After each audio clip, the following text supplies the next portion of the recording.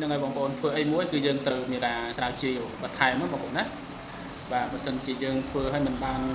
ធ្វើការស្រាវជ្រាវបន្ថែមសិក្សារៀនសូត្របន្ថែមទេអានឹងមានន័យថាការងារយើងវារៀងពិបាកទៅមុខបាទរៀងពិបាកទៅមុខបាទខ្ញុំមានវ័យចំណាស់ហើយប៉ុន្តែអ្វីដែលខ្ញុំអាចធ្វើបានគឺខ្ញុំរៀនពីបងប្អូនក្មេងៗបាទ admin គាត់ក្មេងៗបង្ហាត់បង្រៀនខ្ញុំណាបាទទោះបីខ្ញុំមានការបង់ប្រាក់ខ្លះតិចតួចដើម្បីរៀនទៅដល់ក៏ប៉ុន្តែវាជាចំណុចមួយដែលយើងត្រូវតែរៀនសូត្រត្រូវតែដោះខាត់បាទចំណេះជំនាញរបស់យើងរាល់ថ្ងៃ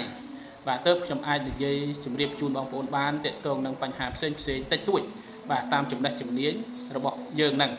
បាទអញ្ចឹងបងប្អូនត្រូវតែមានការសិក្សាស្វែងយល់ឲ្យបានច្រើនមែនទែន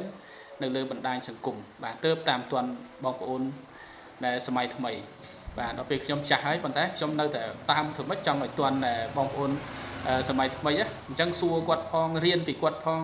ស្រាវជ្រាវផងមើលក្នុង YouTube មើលក្នុង Facebook ដែលបងប្អូនក្មេងៗគាត់ចែករំលែកអាហ្នឹងគឺជារឿងមួយដែលអាចដោះខាត់នៅចំណេះវិជ្ជាជំនាញរបស់យើងបានបន្ថែមទៀតមួយកម្រិតបងប្អូនណាបាទអរគុណ